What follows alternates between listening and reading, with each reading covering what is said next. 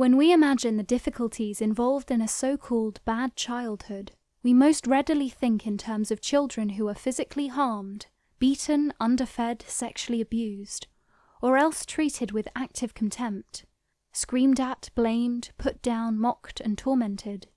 Such harrowing images make it hard for us to picture that there might be another, in many ways more prevalent yet just as damaging form of injury to which children may be exposed. In this case, there is no physical violence, there is no taunting or shouting. It looks at first glance as if all must be well, but that would be to miss the particular kind of wound that can be inflicted through what psychologists term emotional neglect. We're so used to focusing on abuses that spring from interventions, we forget those that can equally painfully flow from absence. The emotionally neglected child isn't screamed at or hit, locked up or jeered at. They are just often very subtly ignored. A parent doesn't smile at them very much. There is never any time to take a look at the drawing they just did, or the story they wrote. No one remembers their stuffed animal's name. No one notices that they are looking sad, and that the first day at school might have been very difficult. There's always something more urgent to do than spend time with them. Perhaps another sibling to think about, or the demands of work, or of their partner. There might be a lot of parties as well.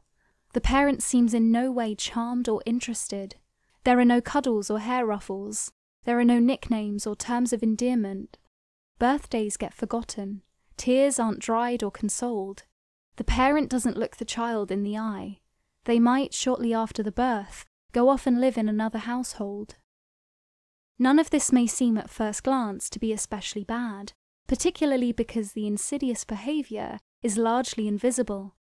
It is compatible with all kinds of outward signs of healthy family life. But that isn't to say that no damage is being done.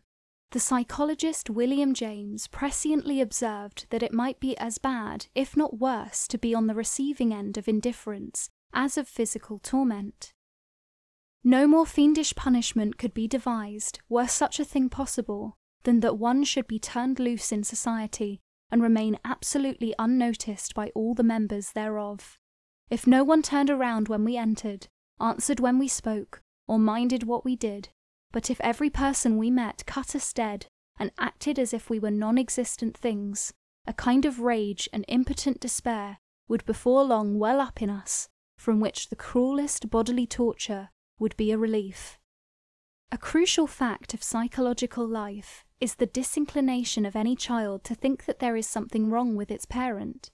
It will go to almost any lengths to prevent the idea emerging that its parent may be mentally unwell or fundamentally brutish.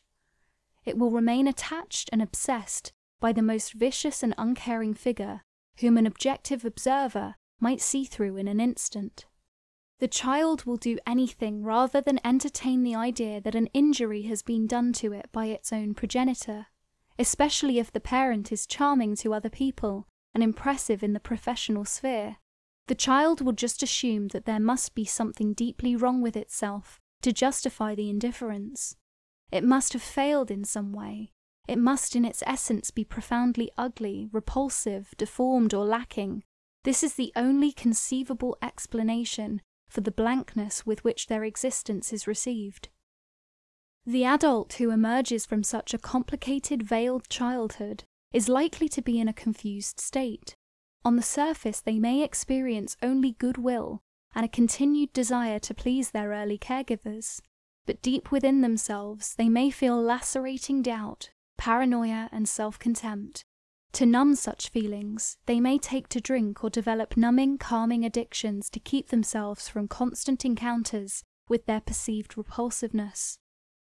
A measure of resolution comes when we can take on board the term emotional neglect and treat it, and thereby our own stories, with requisite seriousness. Our childhood sorrows may not rank among the most obvious or newsworthy, but they may be substantial and genuine nevertheless. Our levels of shame attest as much. We were not hit, but we were injured. We failed to receive the love that makes people firm and whole, that allows them to feel authentic and deserving, that prevents them from being impressed by those who mistreat them and that stops them wanting to kill themselves when they mess up. We hear so much about the virtues of bravery, we miss out on the importance of learning more regularly to feel, with appropriate cathartic intent, usefully sorry for ourselves.